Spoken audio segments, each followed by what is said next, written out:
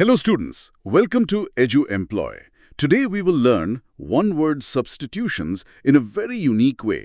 মানে প্রতিযোগিতামূলক পরীক্ষার প্রস্তুতিতে সবচেয়ে বড় বাধা হলো এই মুখস্থ বিদ্যা। একদম ডিকশনারি ধরে পাতার পর পাতা মুখস্থ করার চেষ্টা করাটা যেমন ক্লান্তিকর, তেমনি পরীক্ষার হলে গিয়ে সেই শব্দগুলো সম্পূর্ণ গুলিয়ে যাওয়াটাও খুব সাধারণ একটা ঘটনা। ঠিক তাই। আর সেই কারণেই আজকে আমাদের এই আলোচনাটা সম্পূর্ণ ভিন্নভাবে সাজানো হয়েছে। মানে আমরা আজ মুখস্থ করার বদলে শব্দের ছবি আঁকতে শিখব।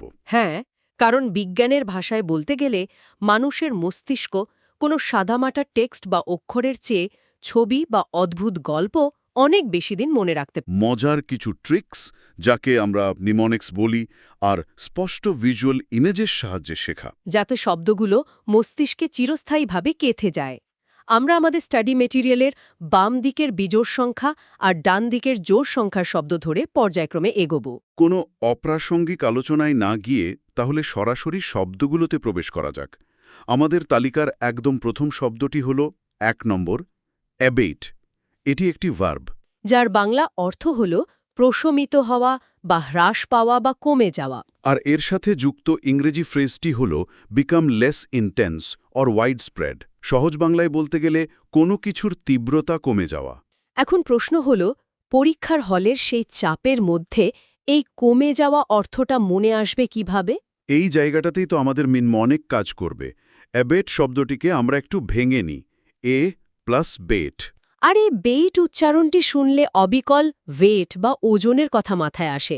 আমরা সবাই জানি ওজন কমালে হ্রাস পায়। একদম ঠিক, এই হ্রাস পাওয়া ধারণাটি অ্যাবেটের সাথে যুক্ত। ভিজুয়াল ইমেজ হিসেবে যদি মনের পর্দায় একটি ওজন মাপার পাল্লার কথা কল্পনা করা যায়, যেখানে ওজন কমার দৃশ্য দেখা যাচ্ছে, এই পাল্লায় ওজন কমার দৃশ্যটা একবার মাথায় ঢুকে গেলে অ্যাবেট মানে যে হ্রাস পাওয়া, সেটা আর ভোলার কোনো উপায় নেই। ঠিক বলেছেন। ওজন কমানোর কথা থেকে এবার এমন একটা জায়গায় যাওয়া যাক যার সাথে মাংসের সরাসরি সম্পর্ক আছে। ডান দিকে ২ নম্বর শব্দটি হল অ্যাবাটওয়ার। এটি একটি নাউন যার বাংলা অর্থ হল কসাইখানা বা পশু হত্যাস্থল। এর ইংরেজি ফ্রেজটি হল a place where animals are slaughtered for consumption as food, অর্থাৎ খাদ্য হিসেবে পশু জবাইয়ের স্থান। শব্দটা বানানের দিক থেকে বেশ বড় মনে হলেও এর ভেতরে ট্রিকটা খুব সহজ। শব্দটিকে আমরা অ্যাব প্লাস ব্যাটওয়ার হিসেবে ভাগ করতে পারি। এই ব্যাটোয়ার অংশটির সাথে ব্যাট বা বিট শব্দটির একটা অদ্ভুত মিল পাওয়া যায়। হ্যাঁ, মানে যেখানে পশুদের বিট করে বা আঘাত করে কাটা হয়। মনের চোখে অত্যন্ত স্পষ্ট একটি দৃশ্য কল্পনা করা যেতে পারে। মাংস কাটার কাঠের ব্লক এবং তার ওপর রাখা একটা ছুরি, তাই তো? একদম। এই কাঠের ব্লক আর ছুরির ছবিটা মাথায় আসলেই অ্যাব্যাটওয়্যার বা কসাইখানার অর্থটি মনে পড়ে যাবে। কসাইখানার মতো একটা রুক্ষ জায়গা থেকে এবার আমরা সম্পূর্ণ বিপরীতমুখী একটি প্রশান্তির পরিবেশে চলে যাব। বাম দিকে ৩ নম্বর শব্দটি হল অ্যাবট। এটি একটি নাউন যার বাংলা অর্থ মঠাধ্যক্ষ বা ধর্মগুরু। এর ইংরেজি ফ্রেজ হল the superior of a monastery, যার অর্থ একটি মঠের প্রধান। এই শব্দটার সাথে আমাদের দৈনন্দিন জীবনের খুব পরিচিত একটি ডাক জড়িয়ে আছে। মেমনিক হিসেবে অ্যাবট শব্দটির শুরুর অংশ অ্যাবা বা ফাদারের কথা ভাবা যায়। পরিবারে যেমন পিতা বা আবা প্রধান হন, তেমনি একটি মঠের পিতাই হলেন অ্যাবট। ভিজুয়াল ইমেজ হিসেবে আমরা একটি প্রাচীন মঠের দরজার সামনে দাঁড়িয়ে থাকা একজন শান্ত ধর্মগুরুর ছবি কল্পনা করতে পারি। এই প্রশান্তিময় ছবিটি অ্যাবট শব্দটিকে মনে রাখার জন্য যথেষ্ট। এবার ডান দিকের ৪ নম্বর শব্দ অ্যাব্রিভিয়েশন। এটি একটি নাউন যার অর্থ সংক্ষিপ্ত রূপ, সংক্ষেপ বা সংক্ষিপ্ত শব্দ। এর ইংরেজি ফ্রেজ হল to reduce to a shorter form intended to stand for the whole. মানে সম্পূর্ণের জন্য সংক্ষিপ্ত রূপ ব্যবহার করা। পরিচিত শব্দ হল, ট্রিকটি জেনে রাখা ভালো। অ্যাব্রিভিয়েশন শব্দটি উচ্চারণ করার সময় এর ভেতরেই যেন ব্রিফ বা ছোট করার একটা সূক্ষ্ম ইঙ্গিত লুকিয়ে থাকে। ব্রিফ করা মানেই অ্যাব্রিভিয়েশন। ভিজুয়াল ইমেজ হিসাবে একটা খুব আধুনিক দৃশ্য ভাবা যেতে পারে। বড় করে লেখা ডক্টর শব্দটি ছোট হয়ে DR ডট এ রূপান্তরিত হওয়া। এই বড় থেকে ছোট হয়ে যাওয়ার দৃশ্যটাই অ্যাব্রিভিয়েশনের মূল কথা। কোনো কিছু ছোট হয়ে যাওয়ার ধারণা থেকেই আমরা ৫ নম্বর শব্দে প্রবেশ করতে পারি। শব্দটি হল অ্যাবডিকেট। এটি একটি ভার্ব যার বাংলা অর্থ হল পদত্যাগ করা সিংহাসন ত্যাগ করা বা দায়িত্ব ছেড়ে দেওয়া। ফ্রেজটি হল to give up one's authority or throne, অর্থাৎ পদ বা সিংহাসন ত্যাগ করা। এই শব্দটির মধ্যে বেশ একটা নাটকীয়তা আছে। শব্দটিকে আমরা অ্যাব প্লাস ডিকেট হিসেবে ভাঙতে পারি। এই ডিকেড অংশটি শুনলেই ডিকটেটরের কথা মনে পড়ে। সাধারণত স্বৈরশাসকরা ক্ষমতা ছাড়তে চান না, কিন্তু ভাবুন তো, একজন ডিকটেটর হঠাৎ করে নিজেই তার পদ ছেড়ে দিলেন। ভিজুয়াল ইমেজটা হতে পারে এমন, একজন রাজা তার নিজের মাথার মুকুট খুলে রাখছেন। রাজার এই মুকুট খুলে রাখার দৃশ্যটি হল অ্যাবডিকেট, আর এর সাথেই আমাদের ৬ নম্বর শব্দের সরাসরি সম্পর্ক আছে। ৬ নম্বর শব্দটি হল অ্যাবডিকেশন। এটি একটি নাউন, এর অর্থও পদত্যাগ, সিংহাসন ত্যাগ বা দায়িত্ব পরিত্যাগ। এর ইংরেজি ফ্রেজ হল অ্যাক্ট অফ গিভিং আপ ব্র্যাকেটে রেনাউন্সিং দ্য থ্রোন, অর্থাৎ সিংহাসন ত্যাগের কার্য। ব্যাকরণের নিয়মে এটি অ্যাবডিকেটেড নাউন ফর্ম, যার অর্থ পদত্যাগের কাজ। ৫ নম্বরে আমরা রাজার মুকুট খোলার কাজটিকে দেখেছিলাম, আর ৬ নম্বরের ক্ষেত্রে আমরা একটি বস্তুকে কল্পনা করব। একটা অফিসিয়াল স্ক্রল বা কাগজ যাতে শিলমোহর দেওয়া আছে, অর্থাৎ পদত্যাগপত্র। ঠিক, এবার আসি ৭ নম্বর শব্দে। শব্দটি হল অ্যাবরেশন। এটি নাউন, এর অর্থ অস্বাভাবিকতা, বিচ্যুতি বা ভুল পথে যাওয়া। ফ্রেজটি হল deviation from the right course, অর্থাৎ সঠিক পথ থেকে বিচ্যুতি। মানুষের মস্তিষ্ক অদ্ভুত জিনিস, সবচেয়ে দ্রুত মনে রাখতে পারে। অ্যাবরেশন শব্দটির মেমনিকও তেমনই একটা অদ্ভুত গল্প তৈরি করে। শব্দটিকে আমরা ভাঙব এ প্লাস বেয়ার প্লাস রেশন হিসাবে। মানে একটা ভালুক রেশন নিচ্ছে, এটা তো একেবারেই অস্বাভাবিক ঘটনা। মনের পর্দায় একটা ছবি কল্পনা করা যাক। সাধারণ মানুষদের সাথে লাইনে দাঁড়িয়ে একটি কালো ভালুক রেশন সংগ্রহ করছে। ভালুক লাইনে দাঁড়িয়ে রেশন নিচ্ছে, এই অদ্ভুত বিচিত্র ছবিটা অ্যাবরেশন শব্দের অর্থ একদম গেঁথে দেবে। এবার ৮ নম্বর শব্দ হল অ্যাবলুশন। এটি নাউন, যার অর্থ শুচিতা, অঙ্গধোয়া বা ধর্মীয় শুদ্ধিকরণ। এর ইংরেজি ফ্রেজ হল the act of washing oneself, মানে নিজেকে ধোয়ার কাজ। উচ্চারণটাকে ভাঙলে আমরা পাই অ্যাব প্লাস লোশন। আমরা যখন ত্বকে লোশন লাগাই, তার আগে অবশ্যই শরীর ধুয়ে পরিষ্কার করে নিই। এই লোশন লাগানোর আগে শরীর ধোয়াই হল ট্রিক। ভিজুয়াল ইমেজ হিসাবে পরিষ্কার জলে দুহাত ধোয়ার একটি প্রশান্তিদায়ক দৃশ্য ভাবা যেতে পারে। নিজেকে পরিশুদ্ধ করতে হলে তো নিজের ইচ্ছাকেও দমন করতে হয়। সেই ইচ্ছা দমনের বিষয়টি নিয়েই ৯ নম্বর শব্দ অ্যাবনিগেট। এটি একটি ভার্ব, যার অর্থ হল ত্যাগ করা, অস্বীকার করা বা আত্মবর্জন। ইংরেজি ফ্রেজটি হল to refuse or deny oneself, অর্থাৎ নিজেকে বর্জন করা। এই শব্দটার ভেতরে একটা স্পষ্ট নাবাচক বিষয় আছে। অবনিগেট বা অব প্লাস নেগেট। নেগেট মানে না করা, অর্থাৎ সবকিছুকে না বলে ত্যাগ করাই হল অবনিগেট। ভিজুয়াল ইমেজ হিসেবে আমরা ভাবতে পারি হাত দিয়ে অস্বাস্থ্যকর খাবার যেমন বার্গার বা ফ্রাইস প্রত্যাখ্যান করার দৃশ্য। ব্যক্তিগতভাবে কোনো কিছুকে না বলার পর এবার আমরা সামাজিকভাবে কোনো কিছু বাতিল করার বিষয়ে আসব। ১০ নম্বর শব্দটি হল অ্যাবলিশ। এটি ভার্ব, এর অর্থ বিলুপ্ত করা, বাতিল করা বা শেষ করা। ফ্রেজ হল formally put an end to a system, practice or institution, অর্থাৎ প্রথা বা প্রতিষ্ঠান বাতিল করা। মনে রাখার জন্য এ প্লাস পলিশ এই দারুণ নেমনিকটি ব্যবহার করতে পারি। পলিশ করে পুরনো প্রথা সম্পূর্ণ মুছে ফেলাই হল অ্যাবলিশ। ভিজুয়াল ইমেজ হিসেবে একটা পুরনো কাগজের ওপর বড় করে ক্যান্সেলড বা অ্যাবলিশ সিল মারা হচ্ছে, এমনটা ভাবা যায়। এবার প্রাচীনকালের একটা কথায় আসা যাক। ১১ নম্বর শব্দটি হল অরিজিনাল। এটি একটি অ্যাডজেক্টিভ। এর অর্থ আদিবাসী, প্রাচীন বা দেশীয়। ইংরেজি ফ্রেজটি হল existing in a land from the earliest Times, অর্থাৎ আদিকাল থেকে বিদ্যমান। এই শব্দটার উৎস খোঁজা খুব সহজ।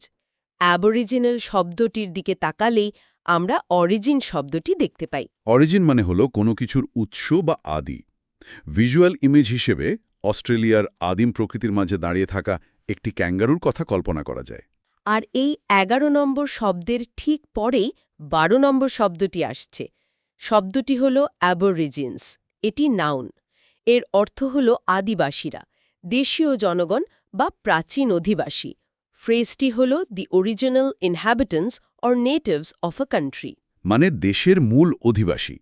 অ্যাবরিজিনাল প্লুরাল ফর্ম হল অ্যাবরিজিনিজ, অর্থাৎ আদিবাসীরা। ভিজুয়াল ইমেজটা হলো রাতের অন্ধকারে আদিবাসীরা একটি আগুনের কুণ্ডলীর চারপাশে বসে আছে। এই দলবদ্ধ দৃশ্যটি অ্যাবরিজিনাস বোঝানোর জন্য একদম উপযুক্ত। এবার ১৩ নম্বর শব্দ হল অ্যাব্রেজ। এটি ভার্ব। এর বাংলা অর্থ সংক্ষিপ্ত করা, ছোট করা বা সারাংশে রূপান্তর।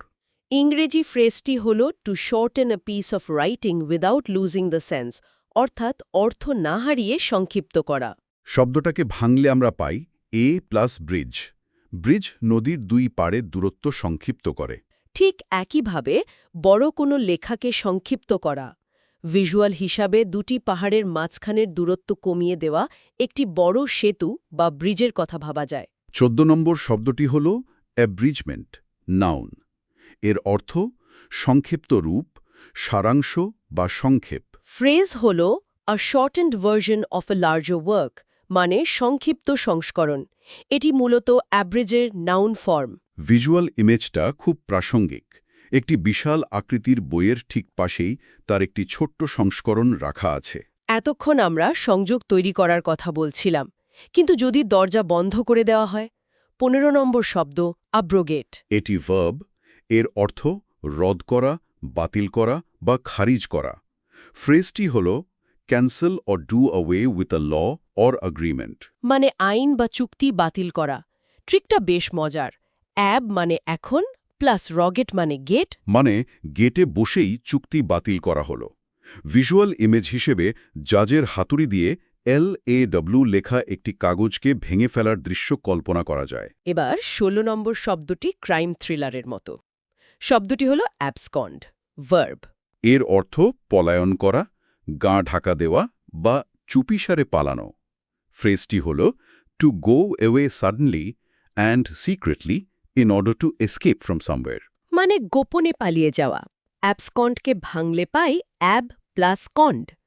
এই কন শুনতে সেকেন্ডের মতো। ১ সেকেন্ডের মধ্যে চোখের পলকে পালিয়ে যাওয়া। ভিজুয়ালটা হল রাতের অন্ধকারে চুপি চুপি টাকার বস্তা নিয়ে পালিয়ে যাওয়া একজন চোর। চুরি করে পালানোর পর হয়তো অনুশোচনা জাগতে পারে। ১৭ নম্বর শব্দ হল অ্যাবসলিউশন, নাউন। এর বাংলা অর্থ পাপ মুক্তি, ক্ষমাদান বা মুক্তি।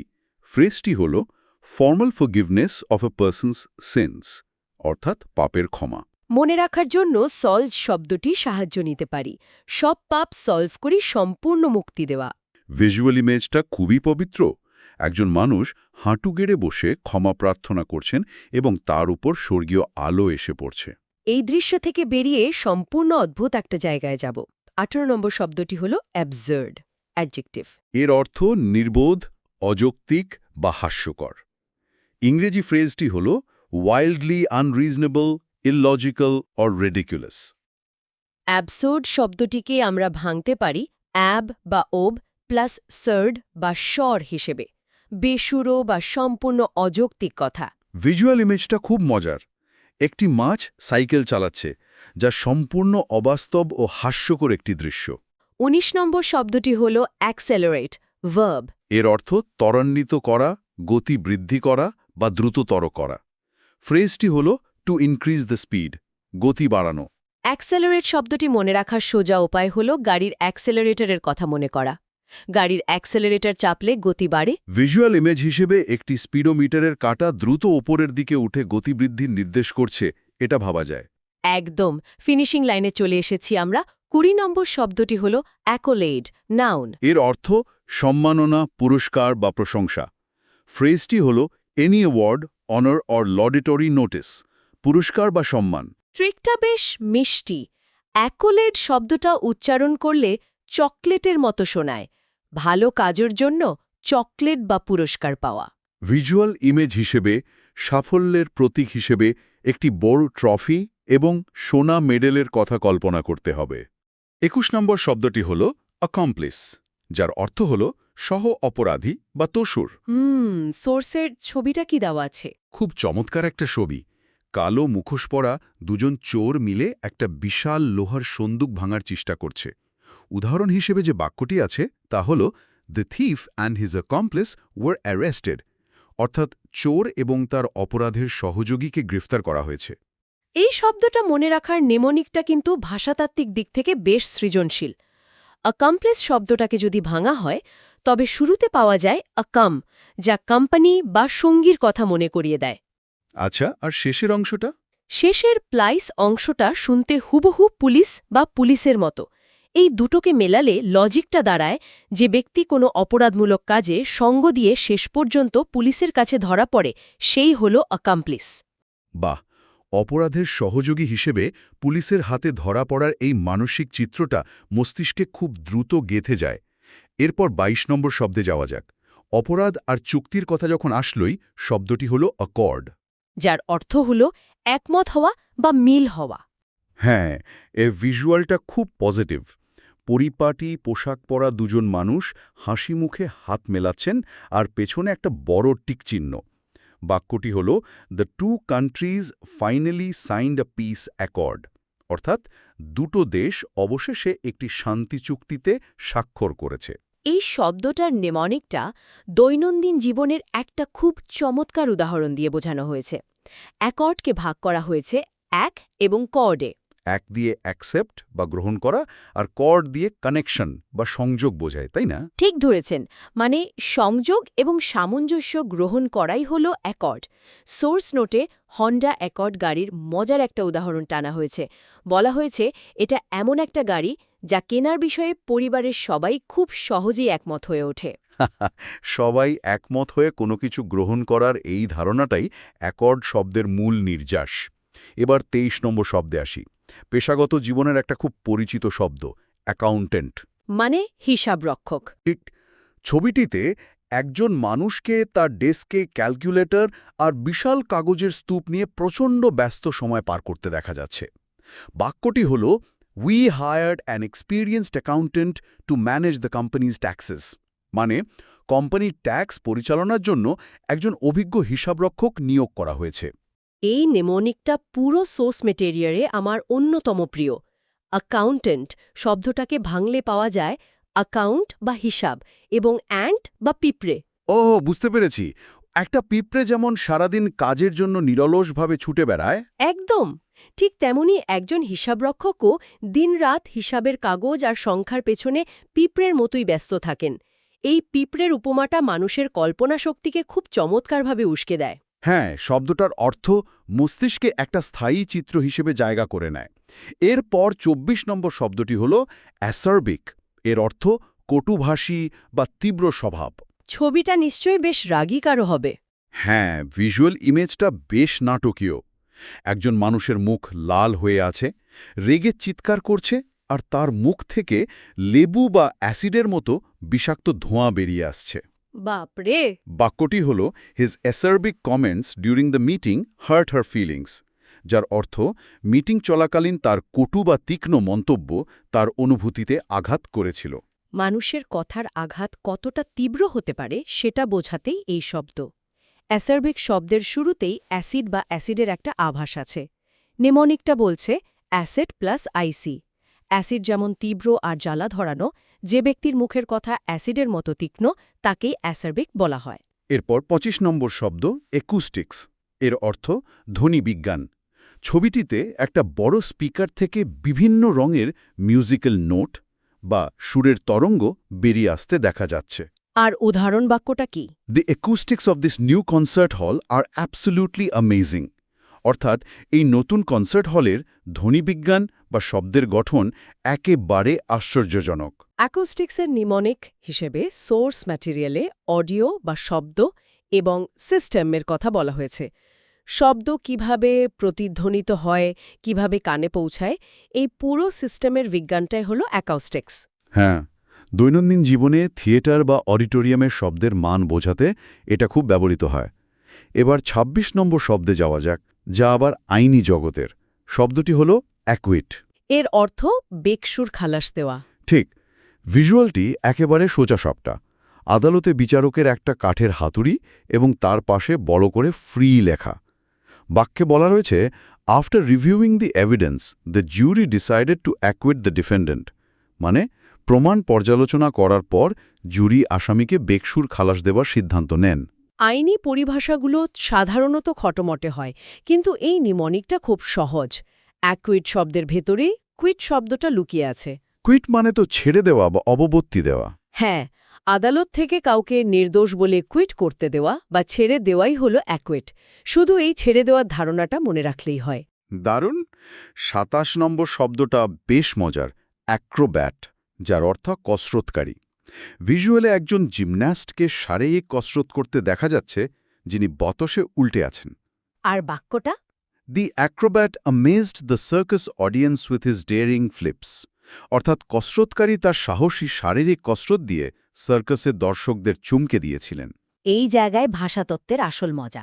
অ্যাক্রো মানে উঁচু বা হাই, আর অ্যাক্রোব্যাট শব্দের ব্যাট মানে হল বাদুর বা ফ্লাই। বাদুরের মতো উঁচুতে বা শূন্যে ভেসে যে শারীরিক কসরত দেখায় তাকেই অ্যাক্রোব্যাট বলা হয়। এই উঁচু এবং বাদুরের সংযোগটা কল্পনা করলে শূন্যে ভাসমান একজন জিমন্যাস্টের ছবি খুব সহজেই মনের পর্দায় ভেসে ওঠে। এর পরের শব্দটা ২৮ নম্বর, অ্যাক্রোনিম। এর অর্থ সংক্ষিপ্ত শব্দ। হ্যাঁ, আদ্যক্ষর দিয়ে তৈরি নাম। ভিজুয়াল হিসেবে নাসার বিখ্যাত লোগো দেওয়া আছে। বাক্যটি হল, NASA is a famous acronym known all over the world. অর্থাৎ নাসা সারা বিশ্বে পরিচিত একটি বিখ্যাত সংক্ষিপ্ত শব্দ। অ্যাক্রোনিম শব্দের অ্যাক্র মানে হল প্রথম বা ইনিশিয়াল, আর নেম মানে হল নাম। একাধিক শব্দের প্রথম অক্ষরগুলো নিয়ে যখন নতুন নাম তৈরি হয় তখন তাকে অ্যাক্রোনিম বলে। যেমন নাসার ক্ষেত্রে National Aeronautics and Space administration.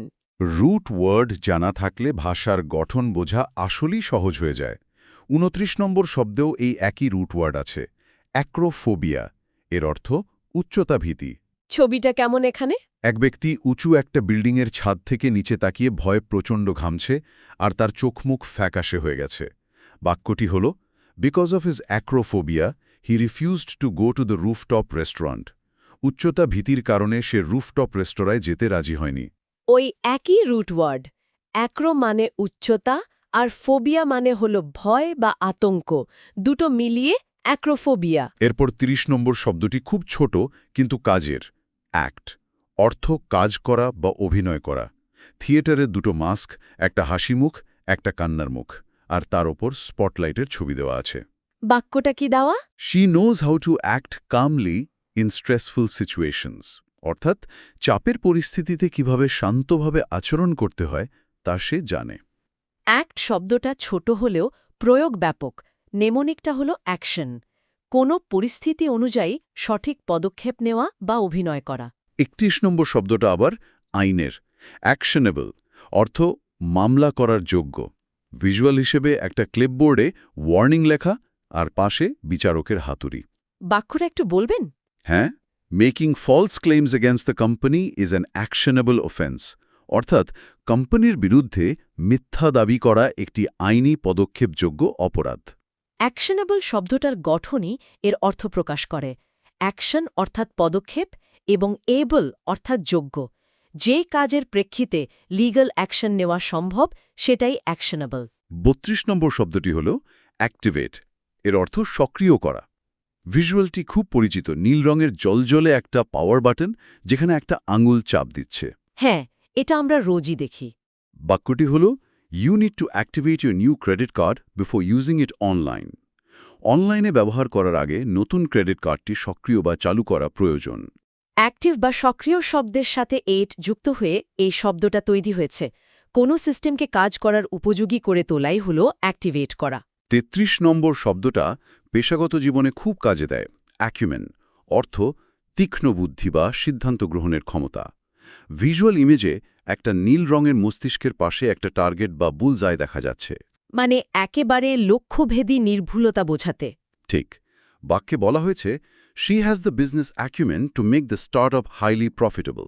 অর্থাৎ স্টার্টআপটিকে অত্যন্ত লাভজনক করার মতো তীক্ষ্ণ ব্যবসায়িক বুদ্ধি তার রয়েছে।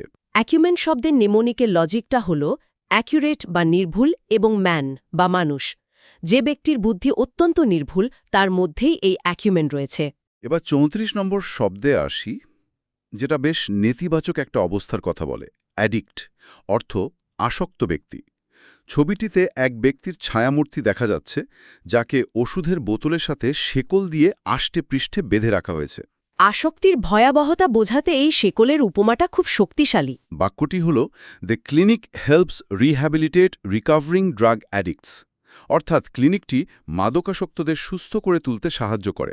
এর নিমোনিক হল অ্যাড প্লাস ডিক্ট, অর্থাৎ অ্যাডেড স্ট্রিক্টলি বা কঠোরভাবে যুক্ত হওয়া, বদভ্যাসের সাথে শেকলের মতো যুক্ত হয়ে যাওয়াই হল অ্যাডিক্ট।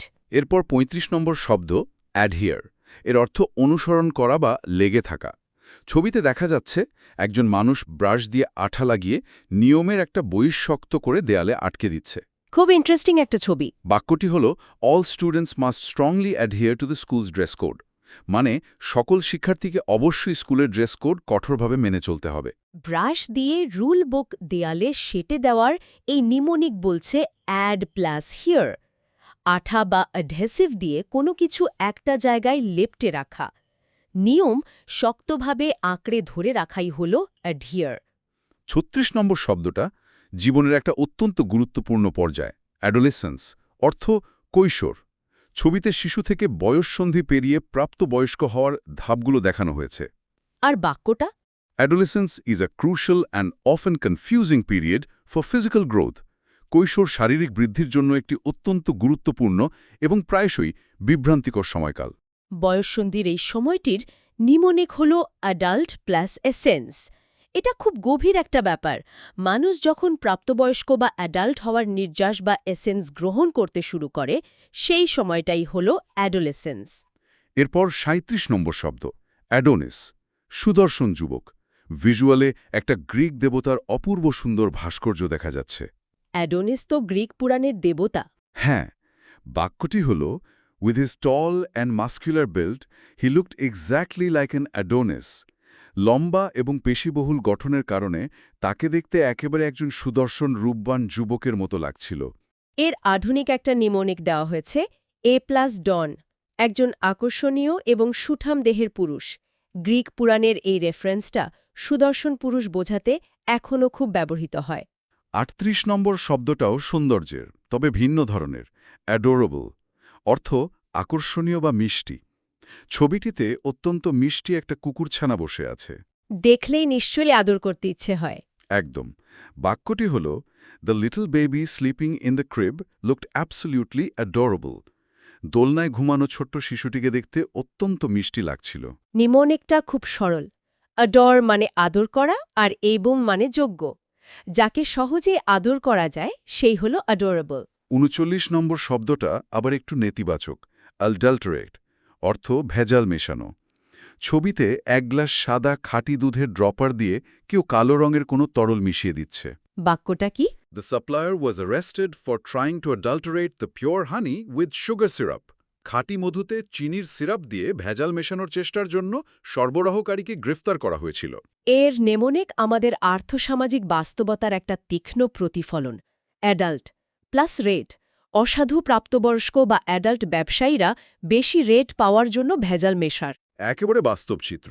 ৪০ নম্বর শব্দটি হল অ্যাডভেঞ্চারাস, অর্থ সাহসী বা ঝুঁকিপূর্ণ কাজে আগ্রহী। ছবিটিতে একজন পর্বতারোহী দড়ি বেয়ে বরফে ঢাকা এক দুর্গম পাহাড়ে উঠছেন। বাহ, রোমাঞ্চকর ছবি। বাক্যটি হল my adventurous friend loves extreme sports like skydiving and rock climbing. আমার সাহসী বন্ধু স্কাইডাইভিং এবং রক ক্লাইম্বিংয়ের মতো চরম খেলাধুলা ভালোবাসে। অ্যাডভেঞ্চার বা রোমাঞ্চের সাথে আস যুক্ত হয়ে এটা গঠিত হয়েছে। যে ব্যক্তি ঝুঁকি বা রোমাঞ্চ ভালোবাসে তাকেই অ্যাডভেঞ্চারাস বলা হয়।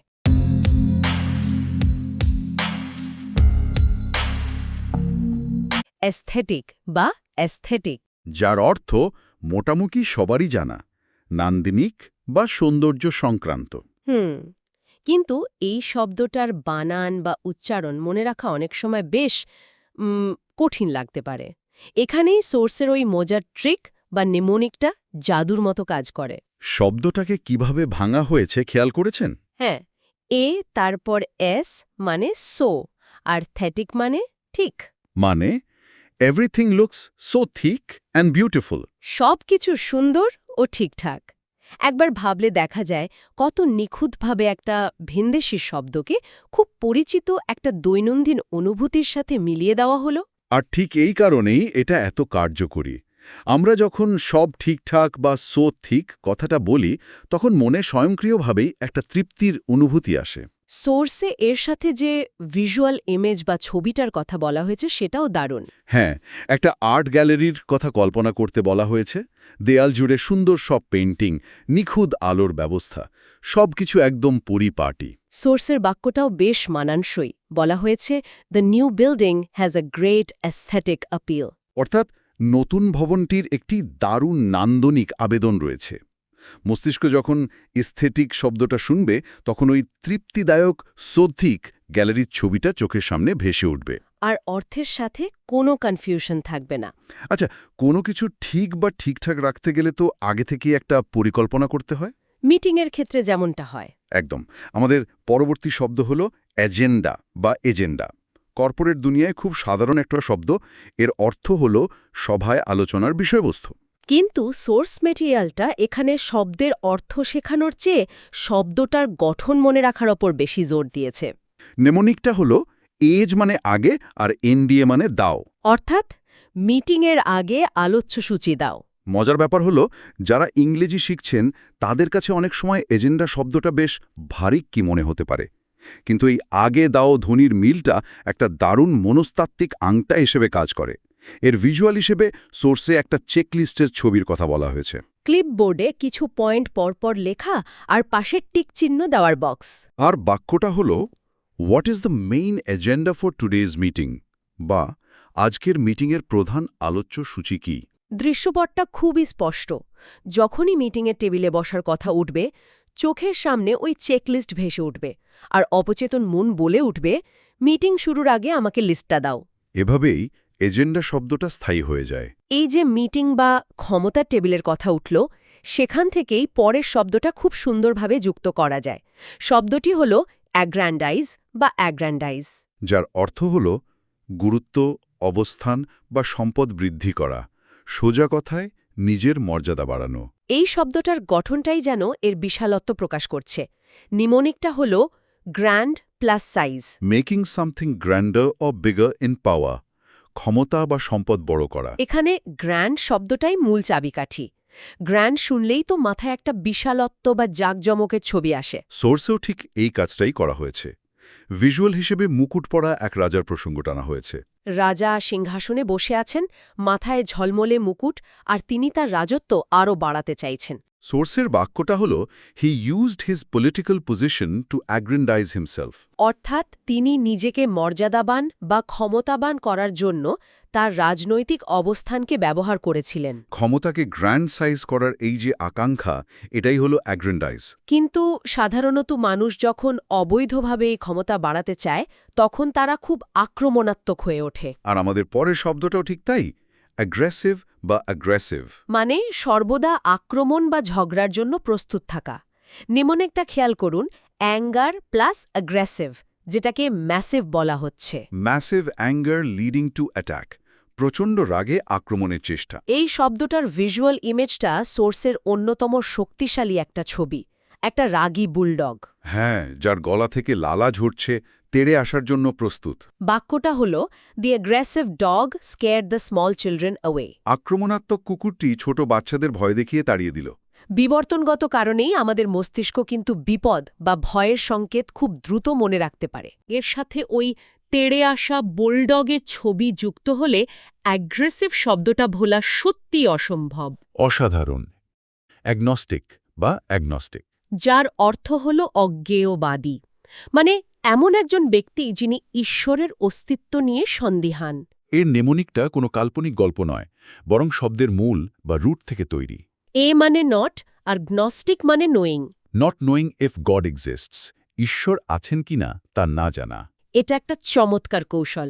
প্রিফিক্স বা উপসর্গের ব্যবহার জানলে অনেক শব্দের জট সহজেই খুলে যায়। ভিজুয়াল ইমেজে একটা চার্চের সামনে দাঁড়িয়ে থাকা একজন বিভ্রান্ত মানুষের কথা বলা হয়েছে, যার মাথায় একটা বড় প্রশ্নবোধক চিহ্ন ঘুরছে। সোর্সের বাক্যটা হল, my friend is an Agnostic and constantly questions religious beliefs. অর্থাৎ বন্ধুটি একজন অজ্ঞেয়বাদী এবং প্রতিনিয়ত ধর্মীয় বিশ্বাস নিয়ে প্রশ্ন তোলে। বিমূর্ত একটা ধারণাকে এভাবে মূর্তরূপ দেওয়াটা দারুণ। এই যে মানসিক দ্বন্দ্ব বা বিভ্রান্তি, এটা অনেক সময় যন্ত্রণারও কারণ হয়। পরের শব্দটা হল অ্যাগনি বা অ্যাগনি। চরম মানসিক বা শারীরিক যন্ত্রণা। এই শব্দের নেমনিকটা আমাকে সত্যিই মুগ্ধ করেছে। অ্যাগো মানে আগে, আর নি মানে নি বা নেই। আগের মতো শান্তি নেই, শুধু যন্ত্রণা। ইংরেজি শব্দকে একটা দেশীয় বাক্যের সাথে এত নিখুঁতভাবে মেলানো যায়, ভাবলে অবাক লাগে। হ্যাঁ, মস্তিষ্ক সবসময় অচেনা জিনিসকে পুরনো বা জানা জিনিসের সাথে জুড়তে চায়। আগে শান্তি ছিল, এখন নেই। এই আক্ষেপটা সমাজে খুব পরিচিত। ভিজুয়াল হিসেবে যন্ত্রণায় মাথা চেপে ধরা এক ব্যক্তির ছবির কথা বলা হয়েছে। বাক্যটিতে বলা হয়েছে, he groaned in severe agony after the football injury.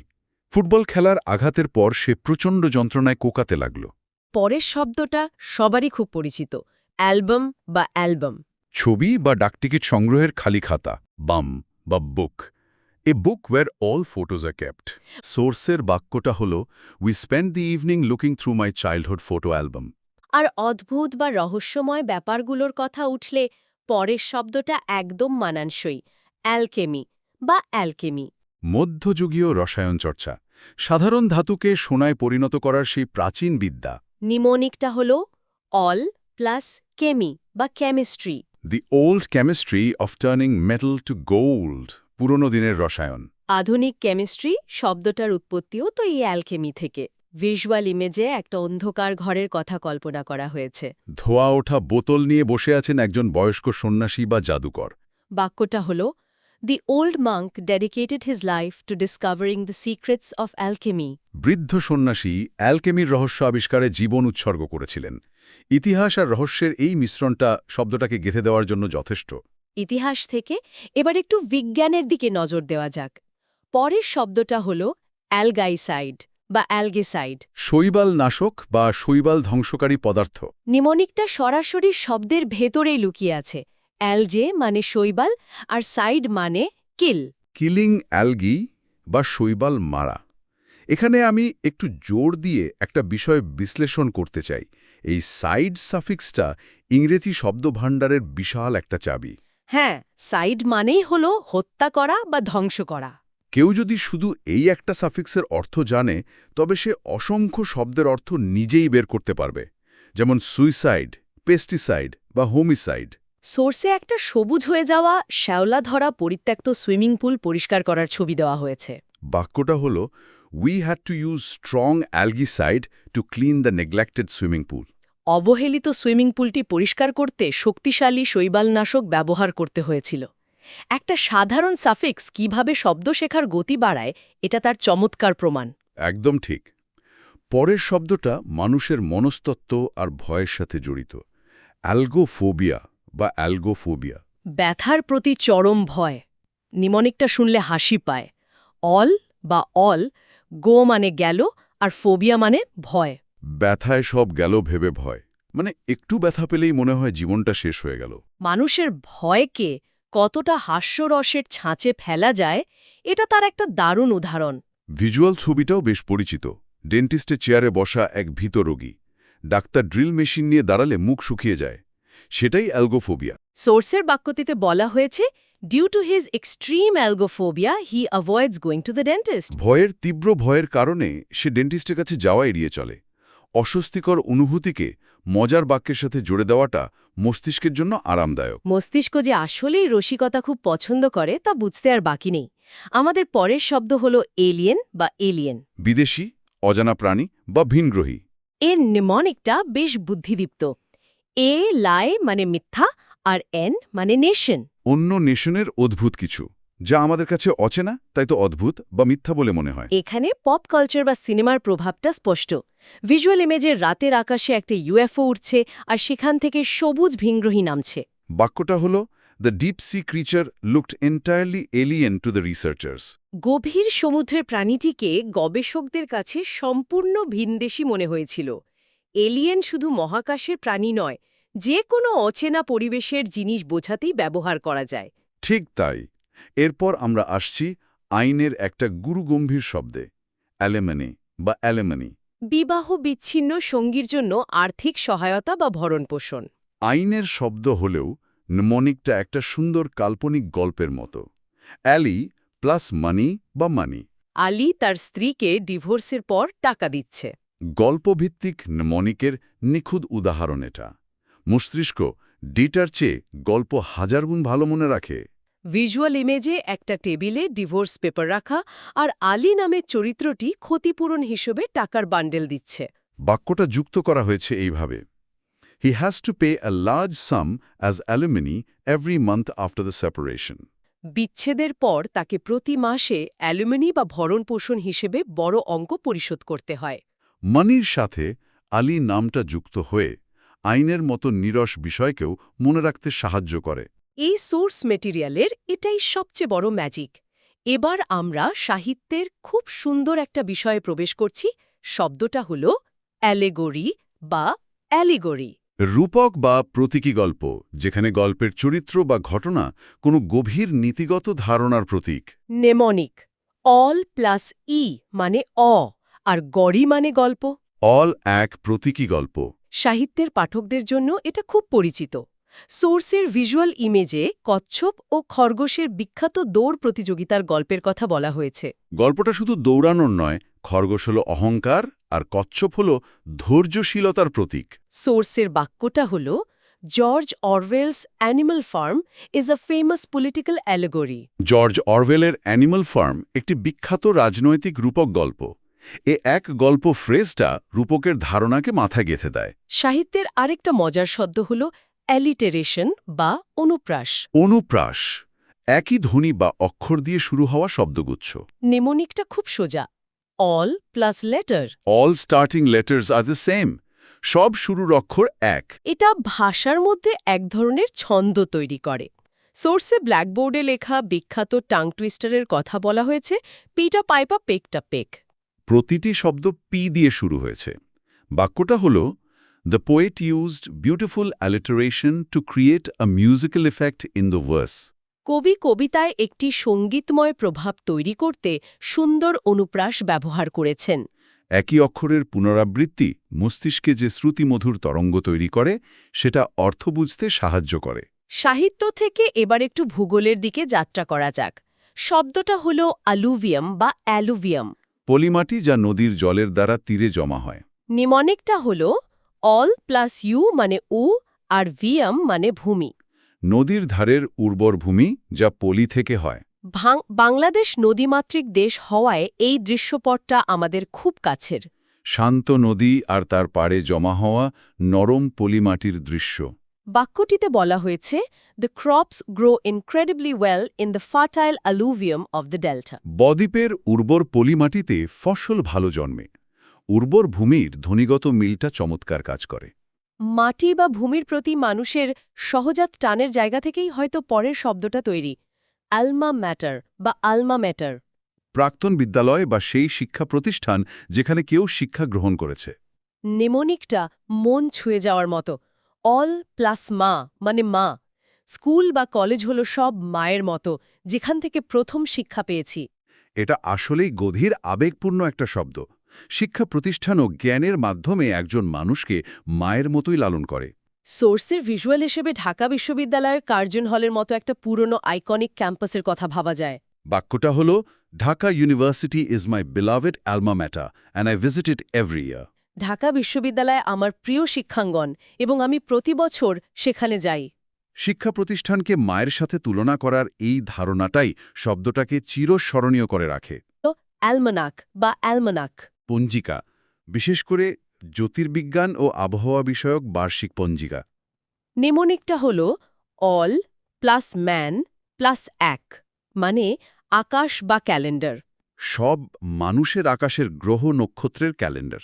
প্রাচীনকালে কৃষিকাজ থেকে শুরু করে সমুদ্রযাত্রা সবকিছুই গ্রহ নক্ষত্রের উপর নির্ভর করত। ভিজুয়াল ইমেজে একটা পুরনো নকশাকাটা বইয়ের কথা বলা হয়েছে, যেখানে সূর্য, চন্দ্র, নক্ষত্রের ছবি আঁকা। বাক্যটা হল, the village farmer checked the almanac before planning the harvest season. গ্রামের কৃষক ফসল কাটার মৌসুমের পরিকল্পনা করার আগে পঞ্জিকা পরীক্ষা করে দেখেছিলেন। আলপিনিজম বা অ্যালপিনিজম পর্বতারোহণ। নেমনিকটা খুব সরাসরি, অ্যালপস মানে পাহাড় আর ইজম মানে practice. Practice of climbing the Alps, পাহাড়ে ওঠা বা পর্বতারোহণের চর্চা। ভিজুয়াল হিসাবে বরফে ঢাকা এক দুর্গম পাহাড়ের চূড়ায় দাঁড়িয়ে থাকা একজন পর্বতারোহীর ছবি কল্পনা করুন। বাক্যটা হল, His lifelong passion for alpinism eventually took him to Mount Everest. পর্বতারোহণের প্রতি তার আজীবন আবেগ শেষ পর্যন্ত তাকে মাউন্ট এভারেস্টে নিয়ে যায়। 61 নম্বর শব্দটি হল অ্যাল্টর। এর অর্থ হল পূজার বেদি বা উপাসনার স্থান। ফ্রেজটি হল a table or flat surface where offerings are made to a deity. অর্থাৎ দেবতার উদ্দেশ্যে উপহার রাখার স্থান। মিমোরিকটি হল alter yourself for the better at the altar. এখানে অল্টার শব্দটির অর্থ পরিবর্তন করা, মানে ভালো পরিবর্তনের জন্য আমরা অ্যাল্টার বা বেদিতে যাই। ভিজুয়াল ইমেজটি হচ্ছে একটি সুন্দর পাথরের টেবিল যার ওপর ফুল, ধূপকাঠি এবং দেবতার মূর্তি সাজানো আছে। সেন্টেন্সটি হল they placed fresh flowers on the altar before beginning the prayer. যার অর্থ প্রার্থনা শুরু করার আগে তারা বেদির ওপর তাজা ফুল রেখেছিল। 62 নম্বর শব্দটি অ্যাল্টিমিটার। এর অর্থ হল উচ্চতা পরিমাপক যন্ত্র। ফ্রেজটি হচ্ছে instrument that measures the altitude of the land surface. অর্থাৎ ভূমির উচ্চতা পরিমাপক যন্ত্র। নিমনিকটি হল অ্যালটিটিউড প্লাস মিটার ইকুয়ালস অ্যাল্টিমিটার। মানে অ্যালটিটিউড মানে উচ্চতা এবং মিটার মানে মাপক, দুটো মিলে অ্যালটিমিটার। ভিজুয়ালের ক্ষেত্রে মেঘের ওপর দিয়ে উড়ন্ত বিমানের ড্যাশবোর্ডে থাকা একটি মিটার বা ডায়াল কল্পনা করা যেতে পারে। সেন্টেন্সটি হল the pilot carefully checked the altimeter as the plane began to descend through the clouds. বিমানটি যখন মেঘের ভেতর দিয়ে নিচে নামতে শুরু করল, পাইলট সতর্কতার সাথে উচ্চতা পরিমাপক যন্ত্রটি পরীক্ষা করলেন। 63 নম্বর শব্দটি হল অ্যালটিটিউড। এর অর্থ উচ্চতা বা উঁচু অবস্থান। ফ্রেজটি হল the height above sea level. যার অর্থ সমুদ্রপৃষ্ঠ থেকে উচ্চতা। নিমনিকটি হচ্ছে অ্যাটি মানে অ্যাটিটিউড বা high plus tude equals high level. অ্যাটিটিউডের উঁচু অবস্থানের সাথে টিউট যুক্ত হয়ে উচ্চতা নির্দেশ করছে। ভিজুয়াল ইমেজটি হল সমুদ্রের পানি থেকে একটি পাহাড়ের চূড়ার দিকে নির্দেশ করা, ওপরের দিকে তীরচিহ্ন। সেন্টেন্সটি হল it is quite difficult to breathe at such a high altitude. অর্থাৎ এত বেশি উচ্চতায় শ্বাস নেওয়া বেশ কঠিন। 64 নম্বর শব্দটি হল আলট্রুয়েস্ট। এই শব্দটির অর্থ পরোপকারী বা নিঃস্বার্থ দাতা। ফ্রেজটি হল someone who makes charitable donations intended for the welfare of other people. এর বাংলা অনুবাদ অন্যের কল্যাণে দানকারী ব্যক্তি। মেমোনিকটি হল all plus true plus east equals a person who is truly good to all. যিনি সবার প্রতি ভালো বা সত্যিকারের একজন ভালো মানুষ। ভিজুয়ালটি হচ্ছে শীতের রাতে একজন হাসিখুশি মানুষ রাস্তায় বসে থাকা গৃহহীনদের মাঝে গরম কাপড় বিতরণ করছেন। সেন্টেন্সটি হচ্ছে mother Teresa was a great altruist who dedicated her entire life to the poor. মানে মাদার টেরেসা ছিলেন একজন মহান পরোপকারী যিনি তার সমগ্র জীবন দরিদ্রদের জন্য উৎসর্গ করেছিলেন। এরপর সরাসরি 67 নম্বর শব্দটি অ্যামাক্সোফোবিয়া। এর অর্থ গাড়ি ভীতি বা যানবাহন ভীতি। ফ্রেজটি হল fear of riding in a car. মানে গাড়িতে ওঠার ভয়। নেমনিকটি হল এ প্লাস ম্যাক্স অর্থাৎ ম্যাক্সি ক্যাব বা কার প্লাস ফোবিয়া যার অর্থ ফিয়া equals fear of cars. Maxi থেকে ম্যাক্স এবং ফোবিয়া মিলে গাড়ির ভয়। ভিজুয়াল ইমেজ হল একটি হলুদ ট্যাক্সির ভেতরে বসে থাকা চরম আতঙ্কিত একজন মানুষ। সেন্টেন্সটি হল due to his amaxophobia he prefers walking or taking the train instead of a cab. তার গাড়ি ভীতির কারণে সে ক্যাবের বদলে হাঁটা বা ট্রেন নেওয়া বেশি পছন্দ করে। 68 নম্বর শব্দটি হল অ্যাম্বাসেডর। এর অর্থ রাষ্ট্রদূত বা কূটনৈতিক প্রতিনিধি। ফ্রেজটি হচ্ছে a diplomatic representative in another country. অন্য দেশে নিযুক্ত কূটনৈতিক প্রতিনিধি। নেমনিকটি হল অ্যাম্ব মানে ambition plus as plus sar equals sar with ambition representing the country. উচ্চাকাঙ্ক্ষী ব্যক্তি যিনি দেশের প্রতিনিধি হিসেবে কাজ করছেন।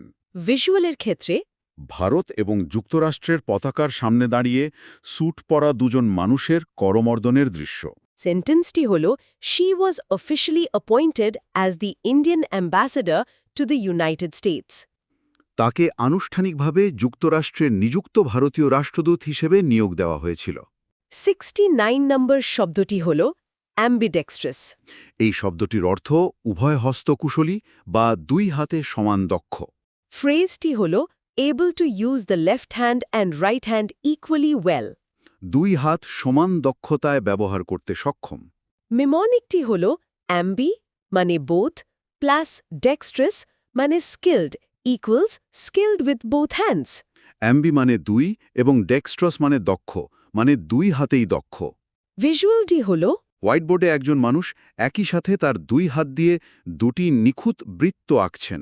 সেন্টেন্সটি হচ্ছে The ambidextrous artist amazed the crowd by painting two portraits at the same time। দুই হাতে সমান দক্ষ শিল্পী একই সাথে দুটি প্রতিকৃতি এঁকে দর্শকদের অবাক করে দিয়েছিলেন। 70 নম্বর শব্দটি হল অ্যাম্বিয়েন্স। এর অর্থ পরিবেশ বা আবহ। ফ্রেজটি হল the character and atmosphere of a place. কোন স্থানের চরিত্র ও পরিবেশ। মিমনিকটি হল অ্যাম্বি মানে অ্যারাউন্ড প্লাস এন্স মানে presence equals the feeling around a place. চারপাশের পরিবেশের যে উপস্থিতি। ভিজুয়াল ইমেজ হিসাবে কল্পনা করা যায় একটি ক্যাফে বা রেস্টুরেন্টের ভেতরের আরামদায়ক উষ্ণ আলোর পরিবেশ। সেন্টেন্সটি হল the seaside restaurant has a very relaxing and romantic ambience. সমুদ্রতীরের রেস্তোরাঁটির পরিবেশ খুবই আরামদায়ক এবং রোম্যান্টিক। 71 নম্বর শব্দটি অ্যাম্বিগুয়াস। এর অর্থ দ্বি-অর্থবোধক বা অস্পষ্ট। ফ্রেজটি হল capable of being understood in either of two or more possible senses। একাধিক অর্থে ব্যাখ্যাযোগ্য বা অস্পষ্ট। মিমনিকটি হল অ্যাম্বি মানে টু বা বোথ প্লাস গুয়াস মানে guess equals two guesses needed because it's unclear. অস্পষ্টতার কারণে অন্তত দুটি অনুমান করতে হচ্ছে। ভিজুয়ালটি হল একটি কাঠের সাইনপোস্ট যা একই সাথে দুটি বিপরীত দিকে নির্দেশ করছে এবং দুটিতেই লেখা নোওয়্যার সিটি। সেন্টেন্সটি হল his instructions were so ambiguous that the team didn't know which project to start first। তার নির্দেশনাগুলো এতটাই অস্পষ্ট ছিল যে দলটি বুঝতেই পারছিল না কোন প্রজেক্টটি আগে শুরু করবে। 72 নম্বর শব্দটি হল অ্যাম্বিভ্যালেন্ট। এর অর্থ দ্বৈত অনুভূতি সম্পন্ন বা বহুমুখী। ফ্রেজটি হল having or showing both good and bad feelings. ভালো ও খারাপ অনুভূতির মিশ্র প্রকাশ। নিমনিকটি হচ্ছে অ্যাম্বি মানে বোথ প্লাস ভ্যালেন্ট মানে values equals having both positive and negative feelings. মিশ্র অনুভূতির উপস্থিতি। ভিজুয়াল ইমেজ হিসেবে একজন দ্বিধান্বিত মানুষ যার মাথার এক পাশে সবুজ রঙের থামস আপ এবং অন্য পাশে লাল রঙের থামস ডাউন চিহ্ন। সেন্টেন্সটি হল I am highly ambivalent about the new job offer. It pays very well but requires exhausting hours। নতুন চাকরির প্রস্তাবটি নিয়ে আমার চরম মিশ্র অনুভূতি কাজ করছে। বেতন খুব ভালো হলেও কাজের সময় খুবই ক্লান্তিকর। 73 নম্বর শব্দটি হল অ্যাম্বিভার্ট। এর অর্থ দ্বৈত স্বভাবের ব্যক্তি, অন্তর্মুখী ও বহির্মুখী। ফ্রেজটি হল one who has the qualities like shyness and openness at the same time। একসাথে অন্তর্মুখী ও বহির্মুখী বৈশিষ্ট্য সম্পন্ন ব্যক্তি। মিমনিকটি হল অ্যাম্বি মানে বোথ প্লাস ভার্ট মানে turn equals turns both inward and outward. Introvert এবং এক্সট্রোভার্টের সংমিশ্রণ। ভিজুয়ালটি হল একটি বিভক্ত ছবি, একপাশে একজন একা বসে বই পড়ছেন এবং অন্য পাশে বন্ধুদের সাথে পার্টিতে আড্ডা দিচ্ছেন। সেন্টেন্সটি হল As an ambivert, he enjoys large social gatherings but also deeply values his quiet time alone। দ্বৈত স্বভাবের মানুষ হিসাবে সে বড় সামাজিক অনুষ্ঠানগুলো উপভোগ করে কিন্তু একা শান্ত সময় কাটানোকেও মূল্য দেয়। 74 নম্বর শব্দটি হল অ্যাম্বল। এর অর্থ ধীরে হাঁটা বা উদ্দেশ্যহীনভাবে চলা। ফ্রেজটি হল walk or move at a slow, relaxed pace or to walk aimlessly। ধীরে ও নিরুদ্দেশ্যভাবে হাঁটা। নিমনিকটি হল amble sounds like ambulance, but an amble is the exact opposite, moving very slowly। Ambulance দ্রুত চললেও অ্যাম্বেল মানে ধীরে চলা। ভিজুয়াল ইমেজটি হচ্ছে একটি পার্কে দুজন বয়স্ক মানুষ খুব শান্ত ও ধীর গতিতে হাঁটছেন। সেন্টেন্সটি হল We decided to take a quiet amble down to the beach after eating a heavy dinner. ভারী রাতের খাবার খাওয়ার পর আমরা সমুদ্র সৈকতে শান্তভাবে কিছুক্ষণ ধীরে হাঁটার সিদ্ধান্ত নিলাম। ৭৫ নম্বর শব্দটি অ্যামিলিয়ারেট। এর অর্থ উন্নত করা বা পরিস্থিতি ভালো করা। ফ্রেজটি হল make something bad or আনস্যাটিসফ্যাক্টরি better. খারাপ বা অপ্রত্যাশিত কিছু উন্নত করা। নিমনিকটি হচ্ছে amul plus rate equals if amul milk rates go down, people's conditions will improve. আমূল দুধের দাম কমলে যেমন মানুষের অবস্থা ভালো হবে। ভিজুয়ালটি হল একটি মৃতপ্রায় গাছে পানি দেওয়ার পর সেটি আবার সতেজ ও সবুজ হয়ে ওঠার দৃশ্য। সেন্টেন্সটি হল The government introduced new welfare laws to ameliorate the living conditions of the urban poor. শহরে দরিদ্রদের জীবনযাত্রার মান উন্নত করার জন্য সরকার নতুন কল্যাণমূলক আইন চালু করেছেন। 76 নম্বর শব্দটি হল amenable. এর অর্থ অনুগত বা প্রভাবগ্রাহী। ফ্রেজটি হল readily reacting to suggestions and influences. সহজে প্রভাবিত বা নিয়ন্ত্রিত হওয়া। মেমনিকটি হল amen মানে আমিন plus able equals one who says amen or agrees to everything happily. যে সহজেই আমিন বলে বা রাজি হয়। ভিজুয়াল ইমেজ হিসেবে অফিসে দুজন সহকর্মী হাসি মুখে একটি ব্লুপ্রিন্ট বা পরিকল্পনা নিয়ে একমত হচ্ছেন। সেন্টেন্সটি হল The team was highly amenable to the new schedule proposed by the manager. ম্যানেজারের প্রস্তাবিত নতুন সময়সূচির প্রতি দলটি অত্যন্ত ইতিবাচকভাবে রাজি ছিল। 77 নম্বর শব্দটি হল এর অর্থ সৌহার্দ্যপূর্ণ বা সদ্ভাব সম্পন্ন। ফ্রেজটি হল someone who is friendly and good-natured. সদয় ও বন্ধুত্বপূর্ণ ব্যক্তি। মেমনিকটি হল amic মানে আমি বা I plus cable equals I am like a cable connecting people friendly. বন্ধুত্বপূর্ণভাবে মানুষের সাথে যুক্ত হওয়া। ভিজুয়ালটি হচ্ছে বাড়ির সীমানার বেড়ার ওপর দিয়ে একজন পুরুষ ও নারী হাসি মুখে কুকিজ শেয়ার করছেন। সেন্টেন্সটি হল Despite losing the match, the two opposing captains had a highly amicable conversation. Match হেরে যাওয়া সত্ত্বেও দুই প্রতিপক্ষ অধিনায়ক অত্যন্ত সৌহার্দ্যপূর্ণ একটি কথোপকথন চালিয়েছিলেন। 78 নম্বর শব্দটি amicably. এর অর্থ শান্তিপূর্ণভাবে বা সদ্ভাবের সঙ্গে। ফ্রেজটি হল In a friendly and peaceable manner. বন্ধুত্বপূর্ণ ও শান্তিপূর্ণভাবে। মেমনিকটি হল amicable plus ly equals doing something in a friendly way. কাজ বন্ধুত্বপূর্ণভাবে করা। ভিজুয়াল ইমেজটি হল অফিসের টেবিলে চুক্তির কাগজপত্রের উপর দিয়ে দুজন হাসি মুখে করমর্দন করছেন। সেন্টেন্সটি হল The partners chose to solve their financial disagreement amicably without going to court. পার্টনাররা আদালতে না গিয়ে তাদের আর্থিক মতানৈক্য শান্তিপূর্ণভাবে সমাধান করার সিদ্ধান্ত নিয়েছিলেন। 79 নম্বর শব্দটি হল amnesia.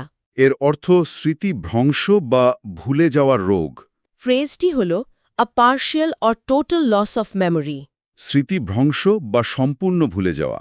মেমনিকটি হল I am plus not plus in plus Asia equals I forgot where I am right now. আমি এশিয়ায় নেই বলতে গিয়ে সব ভুলে যাওয়া। ভিজুয়ালটি হল একজন বিভ্রান্ত মানুষ মাথা চুলকাচ্ছেন এবং তার ভাবনার বুদবুদে একটি হারানো পাজল পিস দেখা যাচ্ছে। সেন্টেন্সটি হল After the severe car accident, the driver unfortunately suffered from temporary amnesia. ভয়ঙ্কর গাড়ি দুর্ঘটনার পর চালক দুর্ভাগ্যজনকভাবে সাময়িক স্মৃতিভ্রংশে ভুগেছিলেন। 80 নম্বর শব্দটি হল amnesty. এর অর্থ সাধারণ ক্ষমা বা রাষ্ট্রীয় ক্ষমা। ফ্রেজটি হল an official pardon.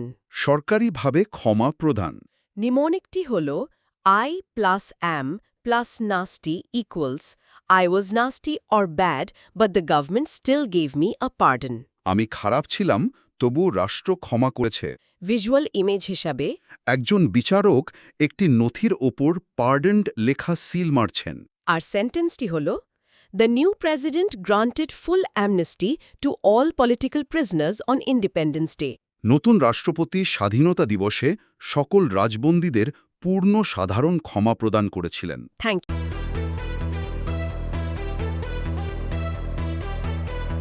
৮১ নম্বর শব্দটা হলো অ্যামরাল, যার বাংলা অর্থ হলো অনৈতিক।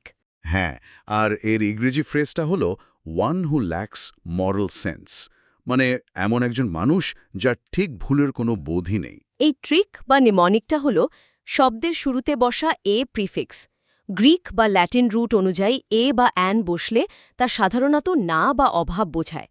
তো এ মানে নো, আর তার সাথে মরাল। ঠিক। আর ভিজুয়াল ইমেজের কথা বললে, ধরুন একজন চোর যে কিনা একটা ডু নট স্টিল বা চুরি করবেন না লেখা সাইনবোর্ডের গায়ে খুব আয়েশ করে হেলান দিয়ে দাঁড়িয়ে আছে। এই ছবিটা মনে রাখলেই বোঝা যায় যে লোকটার ন্যায় অন্যায়ের কোনো বোধই নেই। বেশ মজার একটা ছবি। এরপর ৮২ নম্বরে আছে অ্যামফিবিয়ান্স, যার বাংলা অর্থ উভয়চর প্রাণী। এর ইংরেজি ফ্রেজটা হলো animals that can live on land and in water, মানে যে প্রাণীরা জলে এবং স্থলে দুই জায়গাতেই বাঁচতে পারে। এখানে প্রিফিক্সটা হলো অ্যামফি। একদম।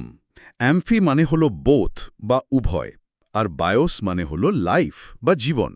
এই দুটো মিলিয়ে উভচর জীবন। ভিজুয়াল হিসেবে আমরা একটা ব্যাঙ বা স্যালামেন্ডারের কথা কল্পনা করতে পারি, যারা ডাঙায় লাফায় আবার জলেও দিব্যি সাঁতার কাটে। এরপর ৮৩ নম্বর শব্দটা বেশ ইমোশনাল একটা শব্দ, অ্যাম্পিউটি, যার বাংলা অর্থ অঙ্গহীন ব্যক্তি। এর ইংরেজি ফ্রেজটা হলো আ person who has had one or more limbs removed, মানে এমন কেউ যার কোনো শারীরিক অঙ্গ কেটে ফেলা হয়েছে। এর লজিকটা হলো অ্যাম্পিউটেট মানে কেটে ফেলা, আর তার শেষে ই সাফিক্সটা যুক্ত হয়ে সেই পারসন বা ব্যক্তিকে বোঝায়। ঠিক যেমন পেয়ে থেকে পেয়েই হয়। আর ভিজুয়াল হিসেবে আমরা একজন সাহসী যুদ্ধফেরত সৈনিকের কথা ভাবতে পারি, যিনি কৃত্রিম পা বা ব্লেড ব্যবহার করে অ্যাথলেটিক ট্র্যাকে দৌড়াচ্ছেন। সত্যি দারুণ অনুপ্রেরণামূলক একটা দৃশ্য। এবার ৮৪ নম্বর শব্দে যাওয়া যাক। শব্দটা হল অ্যানাগ্রাম, যার বাংলা অর্থ অক্ষর বিন্যাসে গঠিত নতুন শব্দ। হ্যাঁ, এর ইংরেজি ফ্রেজটা হলো a word formed by rearranging the letters of another word, মানে পুরনো অক্ষরগুলোকে নতুন করে সাজিয়ে তৈরি করা শব্দ। এর শেকড়ে আছে অ্যানা, যার মানে নিউ বা নতুন করে সাজানো, আর গ্রাম মানে হল লেটার বা অক্ষর। আর এর সবচেয়ে জাদুকরী উদাহরণ হল লিসেন এবং সাইলেন্ট শব্দ দুটো। লিসেন শব্দের অক্ষরগুলোকেই একটু এদিক ওদিক করলেই সাইলেন্ট তৈরি হয়ে যায়। ভিজুয়াল হিসেবে এই দুটো শব্দের ম্যাজিক রিলেশনটা মনে রাখলেই হবে। ৮৫ নম্বরে আমরা পাচ্ছি অ্যানালজি, যার বাংলা অর্থ হল সাদৃশ্য বা উপমা। এর ইংরেজি ফ্রেজটা হলো a comparison between one thing and another, মানে দুটো ভিন্ন জিনিসের মধ্যে যৌক্তিক মিল খোঁজার প্রক্রিয়া। এখানেও কিন্তু অ্যানা আছে, যার মানে সিমিলার বা সাদৃশ্যপূর্ণ, আর লজি মানে লজিক বা যুক্তি। একদম। ভিজুয়ালটা যদি ভাবেন, ধরুন একটা দাড়িপাল্লা, যার এক পাশে মানুষের মস্তিষ্ক এবং অন্য পাশে একটা কম্পিউটার রাখা আছে। শিক্ষক যখন বোঝান যে মানুষের মস্তিষ্ক অনেকটা কম্পিউটারের প্রসেসরের মতো কাজ করে, সেটাই হলো অ্যানালজি। ৮৬ নম্বর শব্দটা এর সাথেই একটু সম্পর্কিত, অ্যানালাইসিস মানে বিশ্লেষণ। ফ্রেজটা হলো detailed examination of the elements or structure of something, মানে কোনো জটিল বিষয়কে একদম গভীরে গিয়ে বিস্তারিত দেখার জন্য ভেঙে ফেলার প্রক্রিয়া। লজিকটা হলো অ্যানা মানে ব্রেক আপ বা ভেঙে ফেলা, আর লাইসিস মানে লুসেন বা আলগা করা। হ্যাঁ, আর ভিজুয়াল হিসেবে কল্পনা করুন একজন ডাক্তারের কথা, যিনি হাতে একটা পাই চার্ট বা রক্ত পরীক্ষার রিপোর্ট নিয়ে খুব গভীরভাবে খুঁটিয়ে খুঁটিয়ে দেখছেন। এরপর ৮৭ নম্বরে আছে অ্যানার্কিস্ট, যার বাংলা অর্থ অরাজকতাবাদী। এর ইংরেজি ফ্রেজ হল আ person who believes in or tries to bring about anarchy, মানে যে ব্যক্তি কোনো রুল, শাসন বা সরকার মানে না।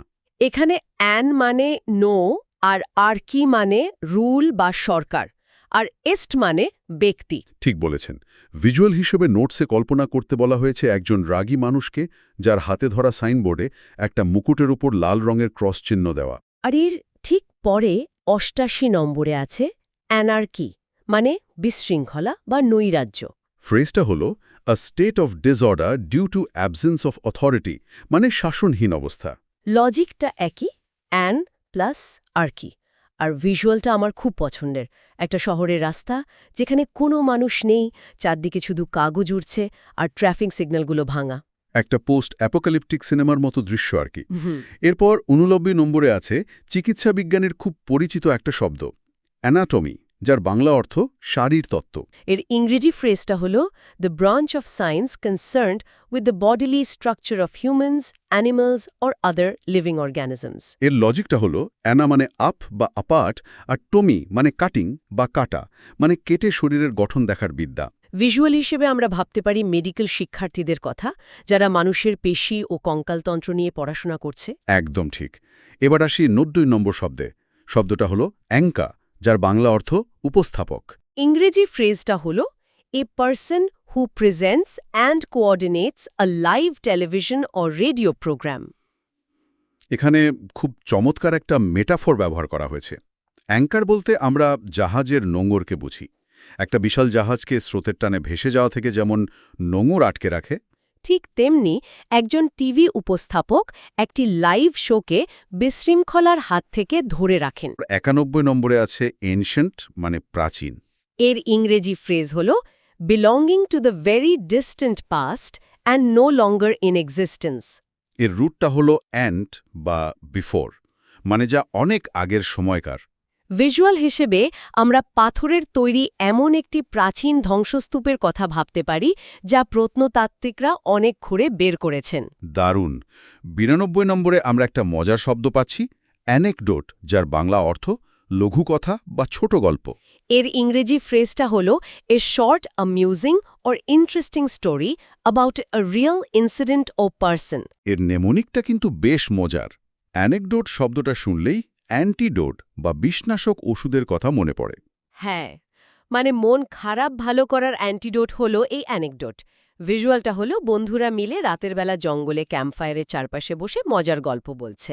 আর সবার মন খারাপ নিমিষেই দূর হয়ে যাচ্ছে। এরপর ৯৩ নম্বর শব্দটা হলো অ্যানেস্থেটিস্ট, মানে অজ্ঞানকারী চিকিৎসক। ইংরাজি ফ্রেজ হলো আ মেডিকেল স্পেশালিস্ট হু অ্যাডমিনিস্টার্স অ্যানেস্থেটিক্স। এখানে লজিকটা হলো অ্যান মানে নো, আর এস্থেশিয়া মানে ফিলিং বা অনুভূতি, আর শেষে ইস্ট মানে ব্যক্তি। মানে যিনি আপনার ব্যথা বা অনুভূতি শূন্য করে দেন। ভিজুয়াল হিসেবে অপারেশন থিয়েটারের দৃশ্যটা ভাবুন, সার্জারির আগে চিকিৎসক রোগীকে মাস্ক পরাচ্ছেন। ঠিক। ৯৪ নম্বরে আছে অ্যানাইল, যার বাংলা অর্থ বৃদ্ধা সদৃশ। ফ্রেজটা হলো like an old woman, weak or foolish. এর নেমোনিকটা উচ্চারণের সাথে যুক্ত। অ্যানাইল শুনতে অনেকটা ইল বা অসুস্থ শব্দের মতো লাগে। এল থেকে সহজেই একজন অসুস্থ এবং বয়সের ভারে দুর্বল নারীর কথা মনে পড়ে যায়।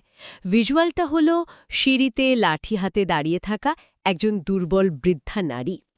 এরপর ৯৫ নম্বরে আছে অ্যানিমসিটি, যার বাংলা অর্থ বিদ্বেষ বা শত্রুতা। এর ফ্রেজটা হলো স্ট্রং হস্টিলিটি, আর এর নিমনিকটা আমার সবচেয়ে প্রিয়, অ্যানিমাল প্লাস সিটি সমান অ্যানিমোসিটি। মানে শহরের মানুষ যখন পশুর মতো রাগী আচরণ করে। একদম। ভিজুয়ালটা হলো দুই দলের জার্সি পরা রাগী ফুটবল ফ্যান, যারা একে অপরের দিকে এমনভাবে তাকিয়ে আছে যেন এক্ষুনি মারামারি বেঁধে যাবে। এই সূত্র মনে রাখলে শব্দটা ভোলা বেশ কঠিন। এরপর ৯৬ নম্বর শব্দটা হলো অ্যানাইলেট, যার বাংলা অর্থ সম্পূর্ণ ধ্বংস করা। ফ্রেজটা হলো ডিস্ট্রয় আটারলি, অবলিটারেট। এর লজিকটা খুব গভীর। অ্যান মানে নো আর নিহেল মানে নাথিং, মানে সব ধ্বংস করে শূন্য বানিয়ে দেওয়া। সাইফাই মুভির মতো ভিজুয়াল। মহাকাশ থেকে উল্কাপাত হচ্ছে বা শক্তিশালী লেজার রশ্মি দিয়ে একটা গ্রহকে সম্পূর্ণ নিশ্চিহ্ন করে দেওয়া হচ্ছে। এরপর ৯৭ আর ৯৮ নম্বরে আছে দুটো কাছাকাছি শব্দ, অ্যানিভার্সারি এবং অ্যানিউইটি।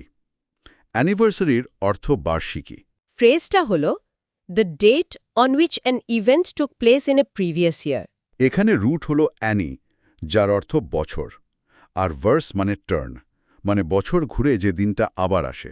ভিজুয়াল হলো শ্যাম্পেন গ্লাস নিয়ে কোনো যুগলের বিবাহ বার্ষিকী উদযাপন। আর ৯৮ নম্বরে অ্যানিউইটি মানে হলো বার্ষিক ভাতা। ফ্রেজ হলো a fixed sum of money paid to someone each year.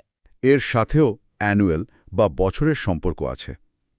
Visual হিসেবে অবসরপ্রাপ্ত দাদার পিগি ব্যাংক ও সঞ্চয়ের সনদের কথা ভাবা যেতে পারে। একদম ঠিক। এরপর ৯৯ নম্বরে আছে অ্যানমালি, যার বাংলা অর্থ অসামঞ্জস্য বা ব্যতিক্রম। ফ্রেজটা হল something that deviates from what is standard, normal or expected. লজিকটা একেবারে অঙ্কের মতো। এ মানে নট, আর তার সাথে নর্মাল যুক্ত হয়ে হয়েছে অ্যানমালি। ভিজুয়ালটা হলো অনেকগুলো ধূসর ছাতার ভিড়ে হঠাৎ করে একটা রঙিন উজ্জ্বল ছাতা। আর আমাদের আজকের লিস্টের একদম শেষ শব্দ 100 নম্বরে আছে অ্যানোনিমাস, মানে নামহীন বা অজ্ঞাত। এর ফ্রেজটা হলো অফ অ্যান আননোন নেম। এখানে এ বা অ্যান মানে নো, আর গ্রিক রুট নিম মানে হলো নেম বা নাম। মানে যার নাম আমাদের অজানা। ভিজুয়াল হিসেবে হুডি পরা মুখহীন কোনো ব্যক্তির ছবি বা অজ্ঞাত দাতার বিশাল অনুদানের উদাহরণ ভাবা যেতে পারে। If you enjoyed today's video, please make sure to subscribe, like, and comment.